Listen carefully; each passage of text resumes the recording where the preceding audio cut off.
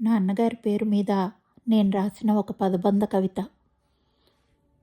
ఆంక్షలనేది చాలా చిన్న మాట అనిపించేది. అబ్బాయిలతో అవసరానికి మించి మాట్లాడకూడదని ఆజ్ఞాపించినప్పుడు, జంటగా వెంట ఎవరిని తెస్తానోనన్న జంకనిపించేది. జాగ్రత్త కోసమే అంటూ జవాన్ని నా వెనకెనకే పంపించినప్పుడు, నేనంటూ ఉన్నానా ఉన్నా లేనట్టేనా అనిపించేది.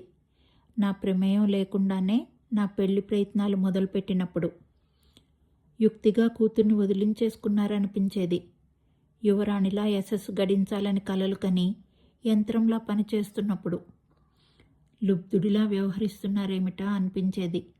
లక్షలు గడించి కూడా లెక్కలు అడుగుతూ లక్ష్యాలు బోధిస్తున్నప్పుడు, ఆ ఆంక్షలే ఆకర్షణలకి లోను కాకుండా ఆదుకున్నాయని, ఆ జాగ్రత్తలే జిత్తుల మాయాజాలంలోకి జారనీయలేదని, ఆ ముందు చూపే మెరుగైన మెట్టినింటికి ముడివేసిందని, ఆ పరుగుల పనే పదుగురిలో బహువిధిగా పేరు తెచ్చిందని, ఆ లక్ష్యాలే ఇంటి లోగిల్లో ఉత్తమ ఇల్లాలిగా నిలిపాయని, మీ గురించి చెప్పే అవకాశం మీ పేరే కల్పించిందంటే, మీ పేరులోని అక్షరాలే నాకు ప్రేరణగా మారాయంటే, మీ నోటి మాటలే నాకు జీవిత పాఠాలు అయ్యాయంటే, మీ ఆశీస్సులే ఆసరాగా మారి నన్ను నడిపిస్తున్నాయంటే, మీరు ఘనులే కాదు నాన్న, నన్ను గెలిపించిన త్యాగధనులు.